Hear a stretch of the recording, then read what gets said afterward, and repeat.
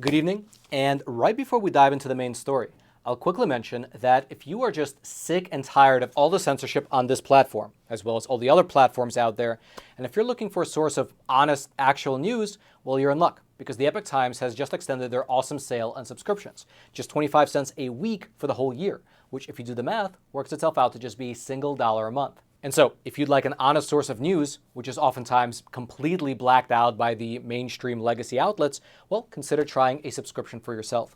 I'll throw a link to the sale page. It'll be right there at the very top of the description box below. I hope you check it out.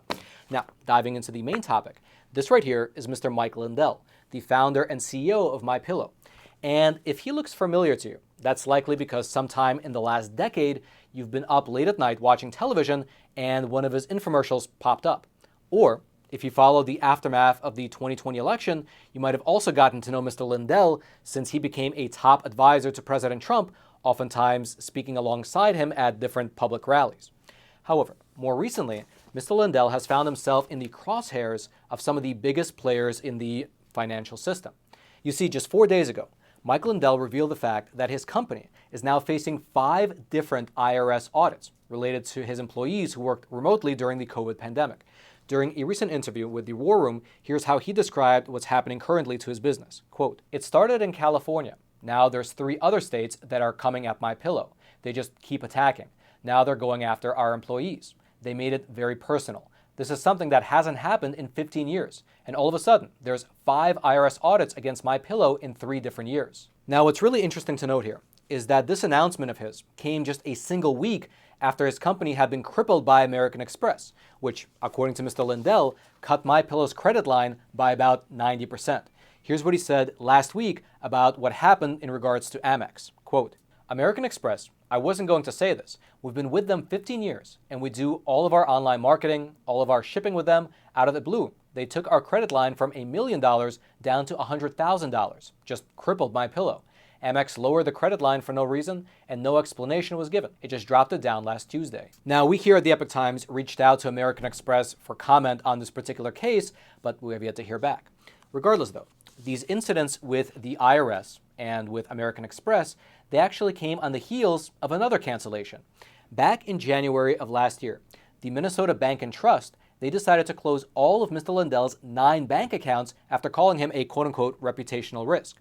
And this situation with Mr. Mike Lindell, where you have his bank close his personal accounts, his credit card processor slash his credit by about 90%, and then the IRS launched several different audits against him, well, it all appears to be a microcosm of what's happening more broadly to conservatives across the whole world.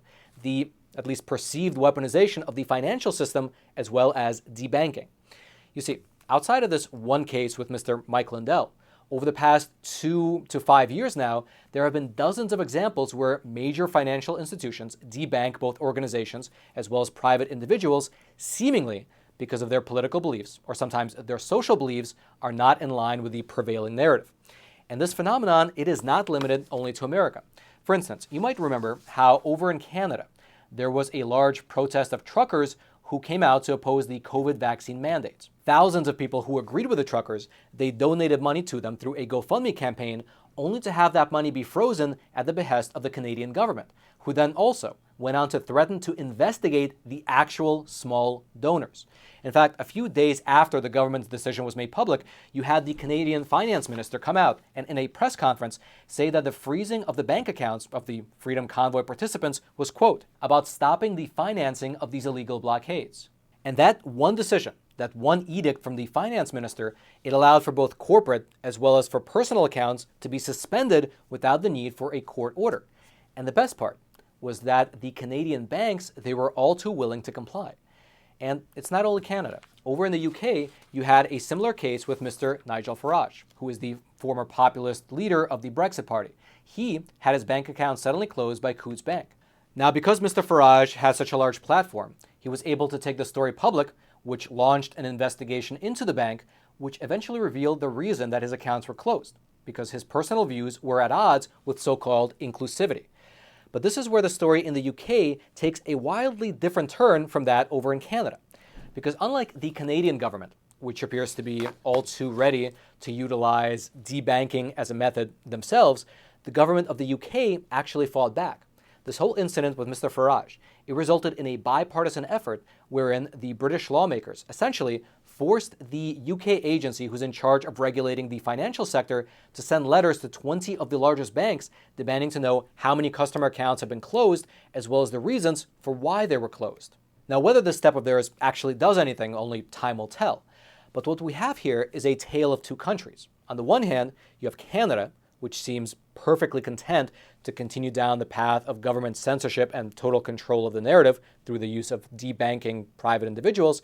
But on the other hand, you have the case of the United Kingdom, where politicians from across the political aisle, they came together to say that having access to a bank should not be a partisan issue. And they took at least somewhat of a meaningful action to resolve the problem.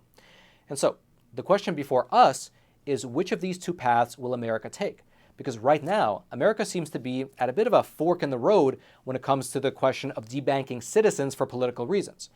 And how we move forward in this particular respect will very likely shape the very future of our republic. In fact, I think that Mr. J.D. Vance, the junior senator from Ohio, summed up the gravity of the situation quite well when he wrote this, quote, "The next stage of deplatforming will be denying people access to the financial system. The Second Amendment will mean little if Visa won't let you buy ammunition." Likewise, we here at the Epoch Times recently had the opportunity to ask the director of the Socialism Research Center at the Heartland Institute about this whole issue, and here's what he told us, quote, "There's a mountain of evidence that shows many of America's largest and most powerful banks are discriminating against customers because of their ideological, social, cultural, religious, or political views. Through various environmental, social, and governance, or ESG policies and frameworks, banks regularly choose to screen out customers who are deemed quote-unquote reputational risks or considered part of industries disfavored by elites and their powerful institutions." Right, a quick question for you. If right now you were told that you and your family can no longer buy any more food, the supermarket store shelves are empty, all the supply chains have been disrupted, you just have to make do with whatever you already have. Well, in that situation, how long would you last? A week? A month? Maybe half a year? Well, that question is very important because you never know if, or frankly, when something like that happens. And as the old saying goes, it's better to be a full year early than a single day late. And so the time to stock up on emergency food is today. And the best company to use is Patriot Supply, the sponsor of today's episode. And if you head on over to the website that they made for us, preparewithroman.com, they're offering our viewers a very special promo.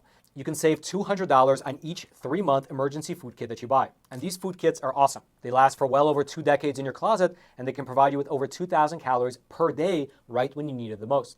Their shipping is fast, it's free, and it's discreet. So head on over to preparewithroman.com to make sure that you and your family are ready for whatever might be coming down the pipe. And what he said there is quite accurate. In fact, let me give you a brief timeline of how this debanking has become more and more prolific over the course of the last few years. Back in September of 2018, it was a rather big deal when PayPal announced that they will no longer be allowing Alex Jones, as well as InfoWars, to use their services. Their claim was that after they conducted a review, they found that Alex Jones, quote, promoted hate and discriminatory intolerance. Now, this ban came seemingly out of nowhere, given the fact that back then, financial institutions banning people who they didn't agree with was not really in the cultural zeitgeist. However, this was only the first case of many, because the very next month, which was October of 2018, PayPal also banned the social media platform known as Gab. This particular ban, it came after it was revealed that the shooter in the attack on a synagogue over in Philadelphia was posting anti-Semitic notes over on Gab's platform. But if you think about it, it's really wild for them to have done this. And it shows just how easy it is for these financial institutions to ban people and to ban companies that they don't agree with, while at the same time ignoring the wrongdoings of companies that they do agree with. And so, for instance, in this case, PayPal decided to block the free speech Gab platform because a shooter had been posting anti-Semitic things on there prior to him committing a crime. However, they have not blocked Instagram, Facebook, and Twitter, despite the fact that criminals repeatedly live stream themselves committing crimes on those platforms. And so it goes to show how these rules can be selectively used to justify cutting off funding for whoever you happen to not agree with. And this particular practice, it only accelerated in the year 2021.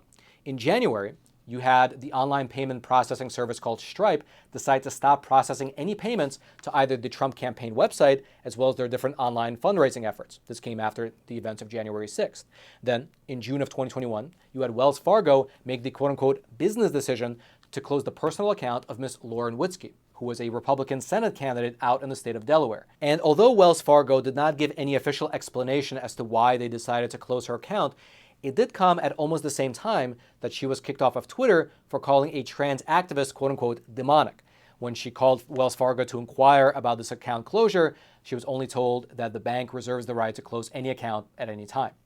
Then, in July of 2021, you had PayPal partner with the Anti-Defamation League to, quote-unquote, fight extremism and protect marginalized communities through the use of the financial industry. Now, when this partnership of theirs was first announced, the president of the ADL, he came out and he was quoted as saying this, quote, "We have a unique opportunity to further understand how hate spreads and develop key insights that will inform the efforts of the financial industry, law enforcement, and our communities in mitigating extremist threats." With extremist threats meaning, well, whatever the ADL decides them to mean. Later, in that very same month, you had a credit card processor, which was owned by Chase, terminate the account of an organization called Family Council. Now, Family Council is a nonprofit lobbying group working on pro-life and religious freedom issues. And what happened was that after 2 years of using this particular payment processor, they one morning received a message which said the following, quote, "Unfortunately, we can no longer support your business. We wish you all the luck in the future and hope that you find a processor that better fits your payment processing needs." And exactly 1 minute after they received that message, their account was terminated and they could no longer accept donations online. Then, on the very next month, which is August of 2021, Chase Bank sent a letter to a 3-star general and the former National Security Advisor, Mr. Michael Flynn, informing him that his personal bank accounts were closed due to a possible reputational risk to the bank. However, after General Flynn made this letter public, well, the backlash was so severe that Chase Bank was actually forced to post an apology just 2 days later, saying that the initial letter was sent by mistake. Regardless, though, this did not stop the pattern of debanking from continuing to roll on.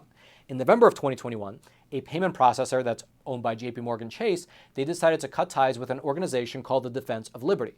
And they did so on such short notice that it forced this organization to cancel an event that had been set to feature Donald Trump Jr. Now, in explaining the abrupt termination of services, here was what this payment processor, again owned by Chase, sent to this conservative organization. Quote, "It seems you're using WePay payments for one or more of the activities prohibited by our terms of service. More specifically, per our terms of service, we are unable to process for hate, violence, racial intolerance, terrorism, the financial exploitation of a crime, or items or activities that encourage, promote, facilitate, or instruct others regarding the same." However, as a response, Mr. Paul Kurtman, the founder of the Defense of Liberty, he said the following, quote, "I can't think of a single instance where anything we have done at any one of these events violates one of their terms of service. They are trying to shut us down because they don't like our politics." And this particular incident, it garnered enough media coverage that it actually prompted the Missouri State Treasurer, Mr. Scott Fitzpatrick, to write a letter to the CEO of JP Morgan Chase, accusing them of discriminating based on political ideology, and he threatened to have his entire state drop doing business with the bank. Here's what he wrote in his letter, again, to the CEO of JP Morgan Chase. Quote, "While as a private business, you are free to choose who you want to do business with, it will be the policy of the Missouri State Treasurer's Office that the state of Missouri will not do business with JP Morgan Chase or any other financial institution that discriminates against customers based on mainstream political ideology so long as that discrimination continues." And this was no small threat, given the fact that Missouri's state and local pension system is worth around $82.7 billion. Which might explain why, soon after receiving that letter, well, JP Morgan Chase quickly reversed course and they issued a statement saying that the debanking of the Defense of Liberty organization was a mistake. Here was the statement, quote, "After further review, we determined that this organization did not violate the terms of service and we are reaching out to the client to discuss reinstating the account. To be clear, we have never and would never close an account due to a client's political affiliation." It's amazing to see how quickly the issue can be resolved when a cool $82 billion was suddenly on the line. Regardless, you fast forward to April of 2022, and you had JP Morgan Chase at it again. What happened was that Mr. Sam Brownback, who was a former U.S. Senator, he was the former governor of Kansas, and he was the former U.S. Ambassador at Large for International Religious Freedom, he co-founded an organization called the National Committee for Religious Freedom. And this was a bipartisan organization whose board members, they included Christians, Hindus, Mormons, Jews, and Muslims, all working together to, quote, "protect the right to the free exercise of faith for all Americans." And so, in April of 2022, they opened a bank account for this new organization over at JP Morgan Chase. However, just 3 short weeks later, the account was suddenly closed. Now, Mr. Brownback, he received a letter from Chase Bank saying they no longer wished to engage with his group. But this is where the story gets, you can say, wild, because Mr. Brownback was then told by the bank that his accounts could be reopened, but only if he provided JP Morgan Chase with a list of the names of the donors to his organization, as well as the names of the political candidates that the organization intended to support. Meaning that the bank would only allow them to have an account there if they agreed with the political candidates that they wished to support. Here was in fact how Mr. Brownback himself gave an account of what happened. Well, we started the National Committee for Religious Freedom earlier this year. We opened a bank account with Chase Bank and put funds in it. And then we just started the process of building the organization up, a brand new organization. And we find out less than 6 weeks in it, we go to make another deposit in it. And they said, your bank account's been canceled. We'll be sending you back your funds. That's it. And we're stunned. We're kind of, well, why? What happened? And repeated efforts to contact people we were told, well, the decision was made at corporate level. It's secret. We're not going to tell you about it, and it's irrevocable. And that's it. Goodbye. That was what we got. Now, they did come back to you and say that they would reconsider, but only if you would provide your donor list and what candidates, if any, you would be supporting. Yeah. And you're going, that's not required under the law, and you wouldn't require that of other groups. And to my knowledge, you don't require that of other groups. Now, maybe they do, but we, by that point in time, had found another bank and went to another place. And so this is where we currently stand. There are, by the way, dozens more examples just like these. In today's episode, we only highlighted the more prominent examples. In fact, it is a great big question of how many of these accounts actually get closed for political reasons just without anyone knowing about it. Because those smaller accounts don't have a platform to tell the whole world about what's happening. And so the accounts that we do know about, they are probably really only the tip of the iceberg. Although there are some people who argue that since these are private companies after all, well, these banks, they are free to do business with whoever they choose. And also, they are free to not do business with whoever they choose not to do business with, which is true, except for one, you can say, ironic fact, which is that the banks which are leading this debanking effort happen to also be the banks that are too big to fail, meaning these are the very financial institutions which have gotten bailed out time and time again by the American taxpayers. And yet, despite the fact that the tax dollars of all Americans were being used to backstop these financial institutions, what appears to be happening is that these financial institutions then turned around and began to weaponize their financial services in order to cut off the people with views who they didn't like. It's beginning to look a lot like a Chinese social credit system with just a few extra steps.